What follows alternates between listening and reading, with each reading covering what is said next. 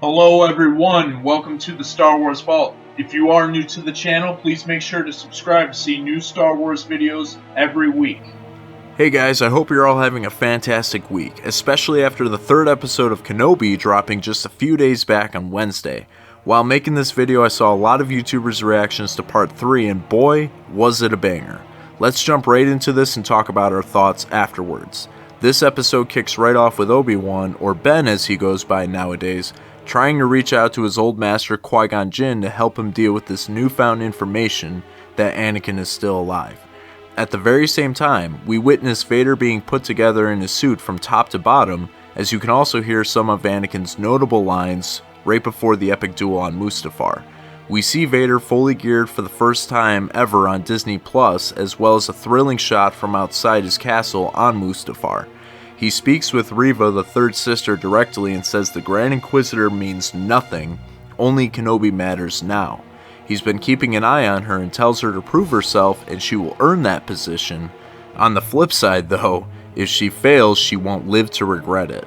Cold and callous, just as you would expect from Vader. So back to Ben and Leia's transport, he fixes her droid Lola to her surprise. They reach their coordinates on the mining planet called Mapuzo. As they're walking the final steps to the location given to Obi Wan, he suddenly feels someone watching. He turns to see Anakin dressed from Revenge of the Sith looking on from a distance, creating a mesmerized look for Obi Wan, only to seem like a PTSD type of vision. And this is almost like him being haunted by a ghost, which is something most of us probably didn't expect. They meet Freck, who gladly asks them to hop in the back of his vehicle when asking where the nearest port is. He then picks up some stormtroopers who are looking for a Jedi, thanks to Reva and the fifth brother sending out a search team with probes to Obi-Wan's expected location.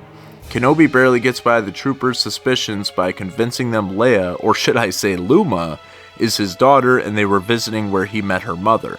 After the stormtroopers get off, Leia was so convinced by Obi-Wan that he actually knew her real mom, to which he declares he made up the story. After telling her he's not her father, she says she wondered what her father was like. Obi-Wan tells her he wished he had knew his family more before being taken to the Jedi, even revealing he had a brother he never got to grow up with. They finally reach the port, to which Freck blows them into the troopers at the gate. Kenobi senses this as he steps out with Leia. One of the probes comes in to identify him, and just as it captures and confirms his identity, he shoots it and proceeds into a shooting battle with the stormtroopers. One of them was even shot from the top of the gate, and he falls onto the lasers and is shown getting cut in half, just so brutal. And once they're all dispatched, another group of troopers is about to come and arrest him, until their Imperial officer shoots them all down and takes Leia and Kenobi to her hiding building. Her name is Tala, the contact Haja Estri was telling Kenobi about in episode 2. She leads them to a secret passage to an area called the Path, for where Jedi and others alike are given identities to stay hidden and safe. Obi-Wan notices his old friend Quinlan Vos, who we've seen from the Clone Wars, pass through here, hinting that he may very well still be alive. Some troopers come into the building as they continue their search for the Jedi, where they taunt Tala's loader droid, who doesn't speak, and soon walk out after getting no answers. Suddenly, Kenobi gets a sick, uneasy feeling, to which we shortly realize not only the Inquisitors arrive in the town on Mapuzo, but they are led by the one and only Darth Vader. We get this horror film vibe as Vader walks through the town, force choking and killing town people as he tries to possibly draw Obi-Wan out. This is one of the most vicious and cruel moments ever in Star Wars, and really makes us feel the fear that Obi-Wan is feeling. He tells Tala to take Leia and get her to Alderaan. As he runs in the dark, we see Vader meet him one-on-one, igniting his red lightsaber.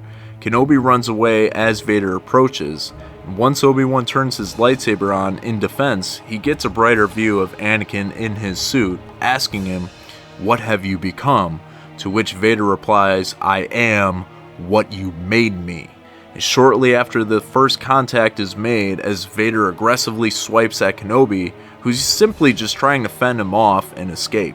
Vader taunts him, saying the years have made him weak.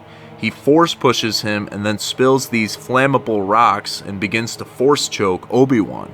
He uses his saber to light the rocks up into a bed of fire and says, "Now you will suffer, Obi-Wan." and as he pulls him into the fire, force pulling him, making him feel just an ounce of the pain as he did on Mustafar. Obi-Wan is screaming in pain as he is tortured by Anakin, who pushes him back away and asks his troopers to bring the burnt Kenobi to him. And Tala, from a hidden spot nearby, shoots an explosive machine, creates an even bigger fire between the two. This separates Obi-Wan from Vader to buy time as Tala's loader droid picks up the battered Jedi, taking him to safety. Vader looks on in an incredible cinematic shot with the flames in his face, and we all know he easily could have gotten Obi-Wan here if he wanted to, but it just seems Vader enjoys the chase and wants his old master to fear him and suffer both physically and mentally. The episode ends with Reva intercepting Leia right before she's supposed to meet the pilot and fly off-world, leaving yet another cliffhanger before episode 4. So, my thoughts on all this, I absolutely loved it. Honestly, I told myself I knew it was going to be hard for me to be a real critic of this series because it's Kenobi, and I love the prequels. I'm just so happy our guys Ewan and Hayden are back. This episode was so shocking and fun. I never thought we'd get so much Vader this early on.